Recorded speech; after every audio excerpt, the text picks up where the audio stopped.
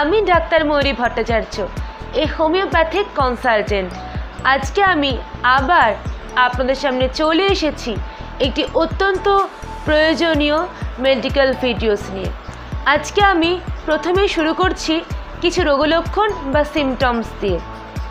Symptoms বা রোগলক্ষণগুলি হলো যে একজন মানুষ যখন হাসছেন তার হাসিটা যেন কীরকম একদিকে বেঁকে যাচ্ছে, আবার তিনি যখন জল খাচ্ছেন তার জলটা যেন একদিক দিয়ে গালে জল থাকছে না, কিন্তু একদিক দিয়ে জলটা গড়িয়ে পড়ে যাচ্ছে, এবং চোখ বন্ধ করতে চাইলেও পুরোপুরি চোখটাও বন্ধ হচ্ছে না। এই সমস্ত ক্ষেত্রে এই রোগটির নাম হলো বেলস পলসি। এই বেলস পলসি হলো একটি হঠাৎ ঘটে যাওয়া নার্ভাস ডিসঅর্ডার। আজকের আমার এই গুরুত্বপূর্ণ ভিডিওতে বেলস পলসি নিয়ে কিছু আলোচনা রয়েছে এবং এর হোমিওপ্যাথিক ট্রিটমেন্ট এবং ম্যানেজমেন্ট নিয়েও আমি কথা বলেছি। তাছাড়া আরও যেটা গুরুত্বপূর্ণ বিষয় যে ব্রেন স্ট্রোক বা সেরিব্রোভাস্কুলার অ্যাক্সিডেন্ট নিয়েও আমি কিছু কথা বলেছি। সুতরাং এই ভিডিওটি পুরোটা দেখবেন, জানবেন, স্কিপ না করে পুরোটা দেখবেন এবং আমার ভিডিওটিকে অবশ্যই লাইক এবং কমেন্ট করবেন। কমেন্টের মাধ্যমে কিছু প্রশ্ন থাকলে অবশ্যই আমাকে জানান, আমি সাধ্যমতো আপনাদের প্রশ্নের উত্তর দেওয়ার চেষ্টা করব। এবং আমার চ্যানেলটিকে অবশ্যই সাবস্ক্রাইব করে পাশে থাকা বেল বাটনটি অবশ্যই প্রেস করে দেবেন। আমাদের প্রত্যেকের প্রাত্যহিক জীবনে কাজকর্মের ক্ষেত্রে এই স্নায়ুতন্ত্র বা নার্ভাস সিস্টেমের গুরুত্ব কিন্তু অপরিসীম। এই যে দেখা, শোনা, কথাবার্তা বলা, চলাফেরা করা, ঘ্রাণ, স্পর্শ প্রভৃতি সব কিছুই কিন্তু নিয়ন্ত্রণ করছে এই স্নায়ু বা নার্ভ।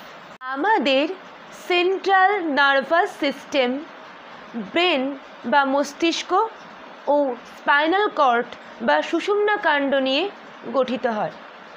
ব্রেন থেকে কিছু নার্ভ বের হয় বা স্নায়ু বের হয়, আবার স্পাইনাল কর্ড থেকেও কিন্তু কিছু নার্ভ বা স্নায়ু বের হয়, এবং এই নার্ভ বা স্নায়ু নিজেদের কাজ সুসংগঠিতভাবে করে বলেই কিন্তু আমরা সুস্থ থাকি।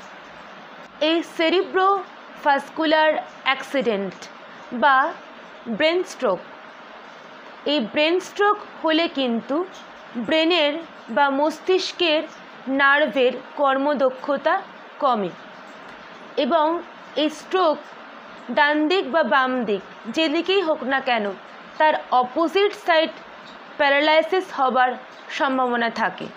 যদি ডান দিকে হয় তো লেফট সাইড বা বাম দিকে প্যারালাইসিস হওয়ার সম্ভাবনা থাকবে। এই ব্রেন স্ট্রোক হলে আমাদের দৈনন্দিন জীবনের স্বাভাবিক কাজকর্ম কিন্তু চূড়ান্তভাবে বিঘ্নিত হয়। এই ব্রেন এবং স্পাইনাল কর্ড নিয়ে গঠিত হয় আমাদের সেন্ট্রাল নার্ভাস সিস্টেম। এই ব্রেনের বা মস্তিষ্কের আবার কয়েকটি অংশ, যেমন medulla, pons, cerebellum, midbrain আর সেরিব্রাল হেমিস্ফিয়ার। এখানেই বিভিন্ন অংশে থাকে 12 পেয়ার্স অফ ক্রেনিয়াল নার্ভ বা 12 জোড়া ক্রেনিয়াল নার্ভ। প্রথমের দিকে বলেছিলাম যে একটি পেশেন্ট যার মুখ বেঁকে যাচ্ছে, যার হাসি বেঁকে যাচ্ছে, এবং জল খেতে গেলে জলটা গালে থাকছে না, একদিক দিয়ে কিন্তু জলটা গড়িয়ে পড়ে যাচ্ছে, এবং চোখ বন্ধ করতে চাইলেও চোখ বন্ধ হচ্ছে না। আসলে পেশেন্টটির কিন্তু ফেশিয়াল নার্ভ প্যারালাইসিস হচ্ছে, আর এই ফেশিয়াল নার্ভ হলো 7th ক্রেনিয়াল নার্ভ, এবং এই ফেশিয়াল নার্ভের প্যারালাইসিস হলেই কিন্তু বেলস পলসি নামক রোগটি হয়। এই ফেশিয়াল নার্ভ বা 7th ক্রেনিয়াল নার্ভ এটি কিন্তু সবসময় পন্সের নিচে থাকে, এবং এর বিস্তার সবসময় কিন্তু পিছনের দিকেই হয়। ফেশিয়াল নার্ভ প্যারালাইসিসের কিন্তু দুটি পার্ট আছে। নাম্বার 1 আপার মোটর নিউরন প্যারালাইসিস বা সুপ্রানিউক্লিয়ার প্যারালাইসিস। নাম্বার 2 হচ্ছে লোয়ার মোটর নিউরন প্যারালাইসিস। এবার বলি কেন হয় এই ফেশিয়াল নার্ভ প্যারালাইসিস। এর অন্যতম কারণ হলো ব্রেন স্ট্রোক বা সেরিব্রোভাস্কুলার অ্যাক্সিডেন্ট, যেখানে মিডল সেরিব্রাল আর্টারি ইনভলভ থাকে। Bell's palsy. বেলস পলসি হলো এক প্রকার idiopathic non suppurative acute inflammation of the facial nerve, আর এটি হয় স্টাইলোম্যাস্টয়েড ফোরামেনের মধ্যে। প্রচণ্ড ঠান্ডা লাগলে নার্ভের যে শীথ আছে সেই শীথ কিন্তু সেখানে প্রদাহ হয় বা ইনফ্ল্যামেশন হয়, এবং তার ফলে নার্ভের যে শীথ আছে সেটি ফুলে গিয়ে নার্ভের ওপর কম্প্রেশন হয় বা চাপ সৃষ্টি হয়, এবং তার ফলে কিন্তু এই ফেশিয়াল নার্ভ প্যারালাইসিস হয় বা বেলস পলসির মতো রোগ হয়। এখন দেখা যাক কী কী সিমটমস আসে এই বেলস পলসিতে। নাম্বার 1 কানে ব্যথা। Number 2 inability to wrinkle the forehead. Number 3 কথা বলতে অসুবিধা। নাম্বার 4 শীষ দিতে না পারা। নাম্বার 5 একদিকে ঠোঁট বেঁকে থাকা। নাম্বার 6 চোখ দিয়ে অনবরত জল পড়া। নাম্বার 7 হলো ড্রিপলিং অফ স্যালাইভা। নাম্বার 8 হলো চোখ বন্ধ করতে না পারা।